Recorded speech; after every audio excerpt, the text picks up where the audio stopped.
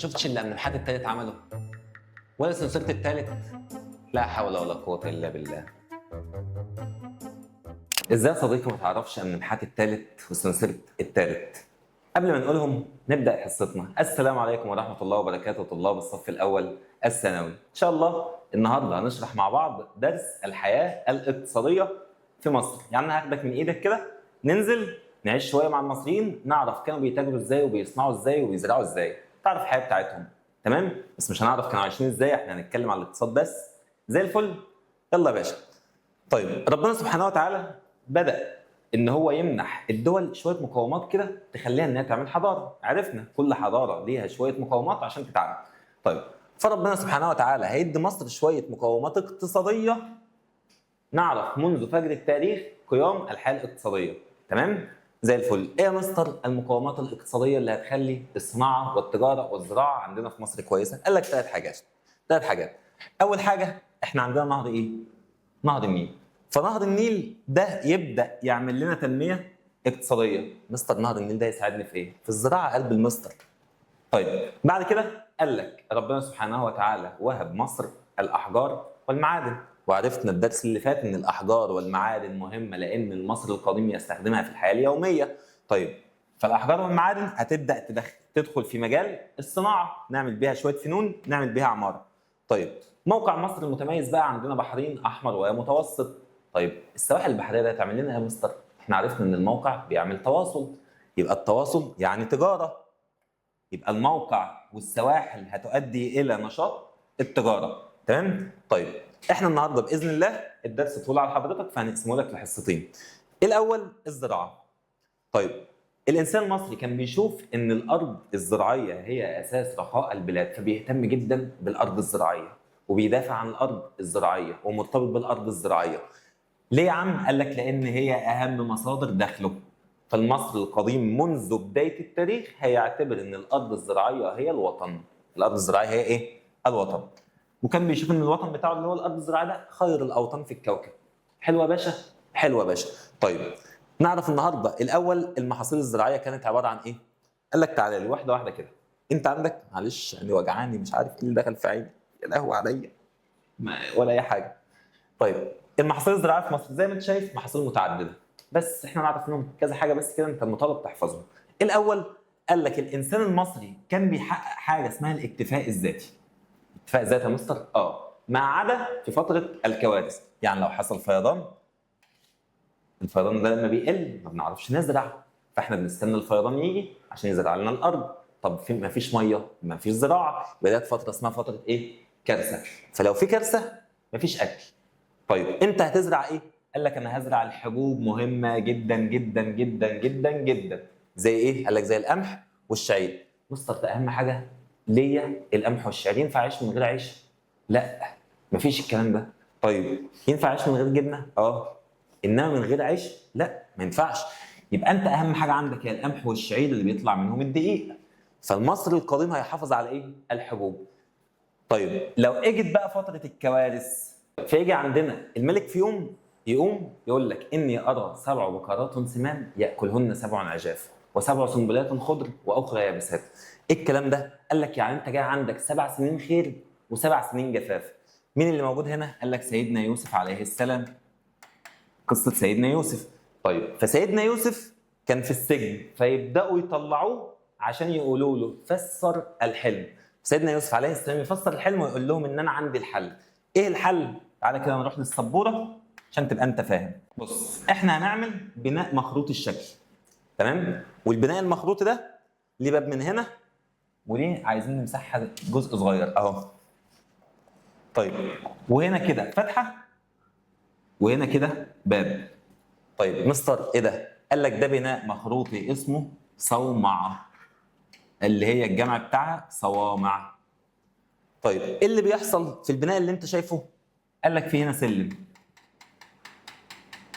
والباب اللي فوق ده بيتفتح. طيب لما يتفتح قال لك نبدا نرمي الحبوب، فانت هتبص كده ادي الحبوب. طيب تاني سنه نرمي حبوب تانيه اهو. طيب تالت سنه هكذا، ورابع سنه هكذا. طيب فالبضاعه القديمه بقت فين؟ قال لك بقت تحت فهو دلوقتي داخل لها هوا ولا مش داخل هوا؟ مش داخل هوا يا مستر. فانت اما تيجي تفتح الباب وتسحب هيجي لك البضاعه الايه؟ الاقدم. فبالتالي انت قدرت ان انت تحافظ على الحبوب. اذا الصوامع هنا لحفظ ايه؟ الحبوب يا مستر. يعني الصوامع هنا هتقدر ان هي تتخطى فتره الكوارث. يعني احنا تخطينا الكوارث الطبيعيه بفضل الصوامع. مين اللي هيعمل الصوامع؟ سيدنا يوسف عليه السلام. طيب نكمل. فقال لك اهو الحبوب احنا كنا بنعملها بايه؟ بنحافظ عليها من خلال الصوامع. طيب بعد كده هيزرع الخضروات زي البصل والثوم والخس، وهيزرع البقول زي العدس والفول والترمس، والالياف زي الكتان لصناعه النسيج. مستر طب ما احنا هناخد ان هم كانوا بيعملوا النسيج من الحرير. قال لك لا، ده الحرير بيكون مستورد من فينيقيا. طيب بعد كده يزرعوا الاشجار زي العنب. بيعملوا عنب ليه يا مستر؟ للخمره والبلح والتين. طيب النباتات الزيتيه مهمه ليه؟ قال لك لان هيعملوا السمسم عشان يطلعوا منه الزيت. يبقى احنا عندنا في مصر هنا زيت السمسم.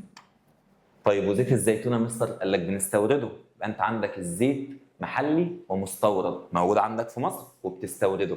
تمام؟ طب وانت تخطيت فتره الكوارث ازاي؟ عن طريق تحقيق الاكتفاء الذاتي من خلال بناء الصوامع. طيب بعد كده تيجي تبص على ملكيه الارض الزراعيه.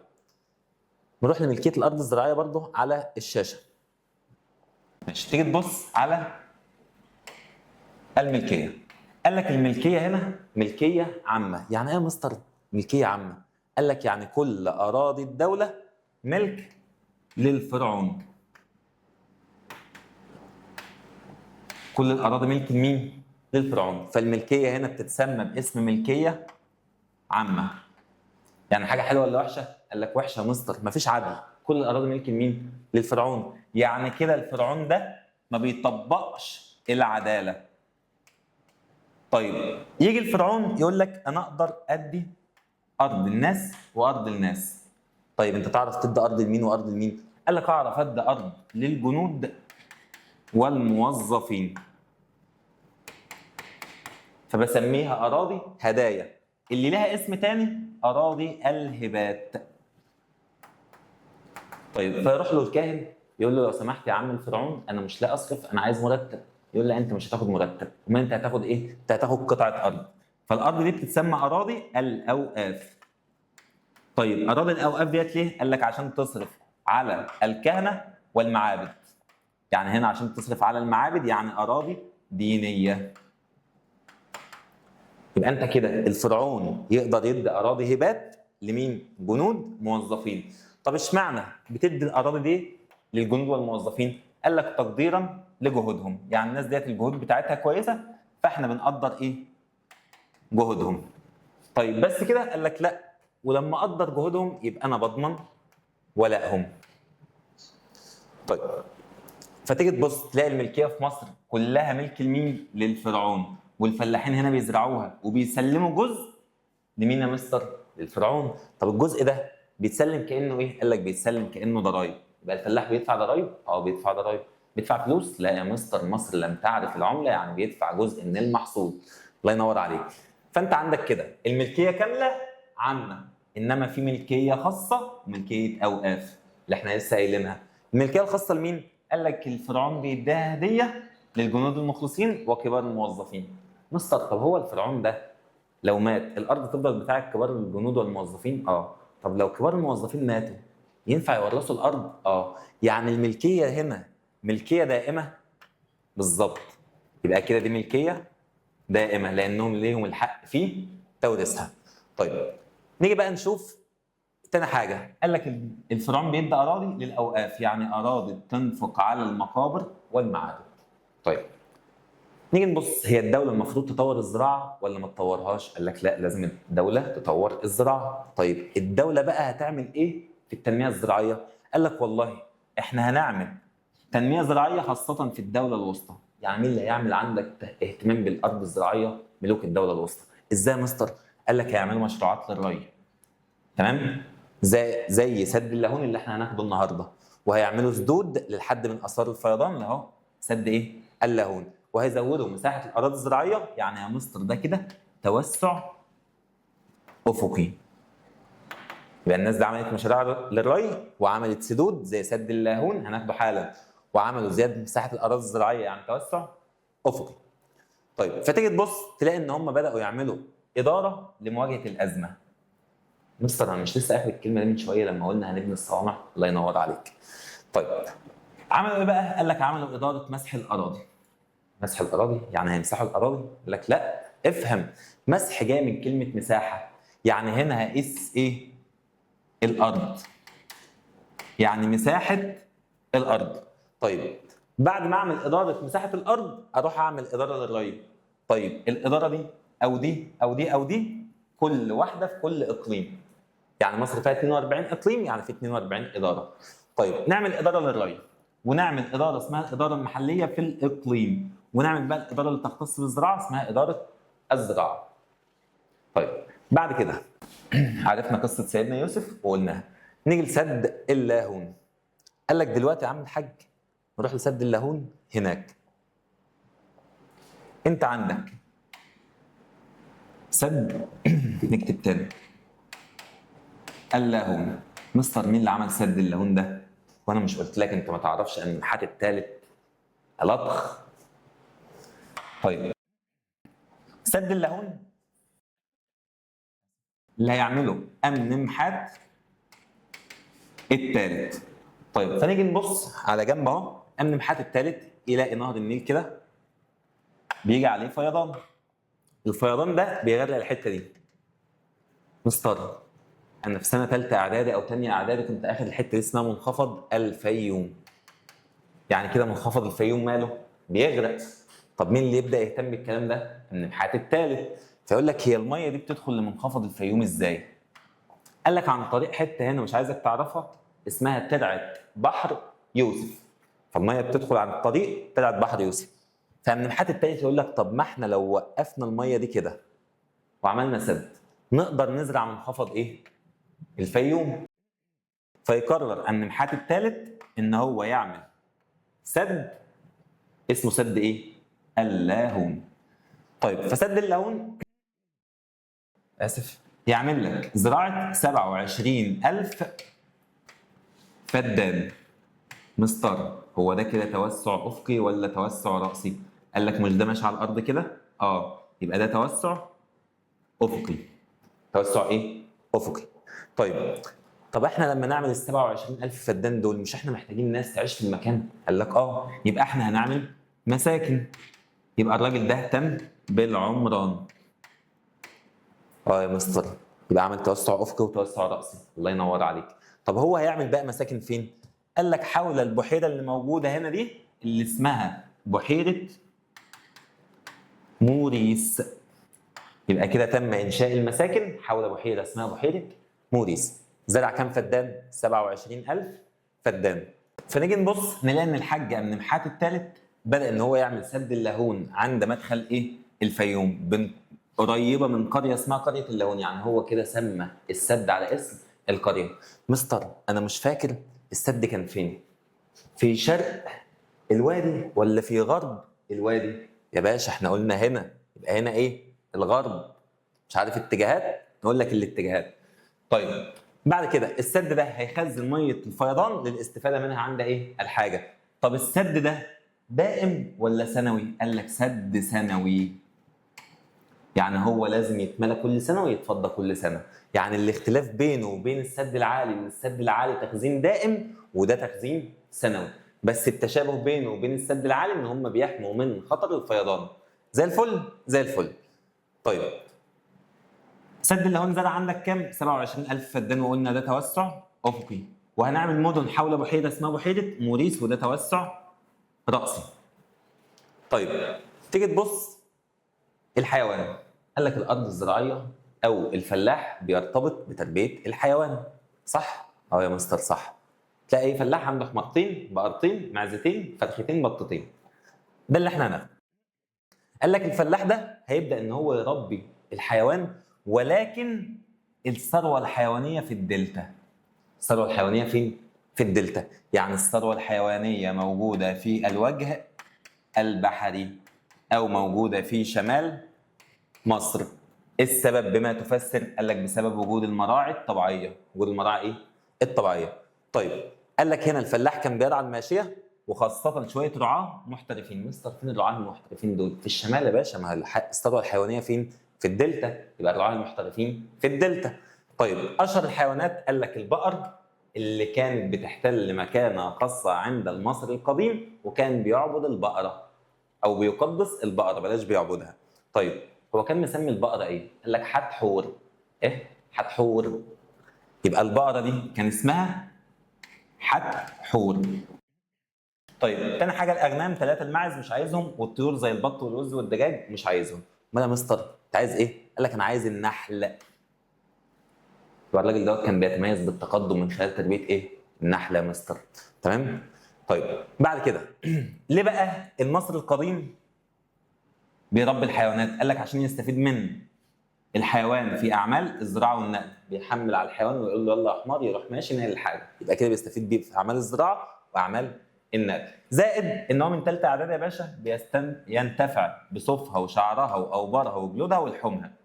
حلو حلو، مش عايزك تعرفها. طيب نيجي للصيد. مش عجباني انا دي، فتعال نشرحها على ايه؟ على السبوره. بص يا عم، انت دلوقتي عندك ثلاث انواع صيد. صيد اسمه صيد البر، وصيد اسمه صيد البحر. انا محتاج منك تعرف الاثنين دول وسيبك من صيد السمان والبجع. طيب صيد البر قال لك اللي هيعمله هنا الاغنياء. اشمعنى الاغنياء؟ قال لك لان الراجل دوت بيطلع يبني كوخ في الصحراء كده، ويقول لك خلاص انا هقعد اسبوع 2 3، ايه المشكله بس اصطاد غزاله وارجع.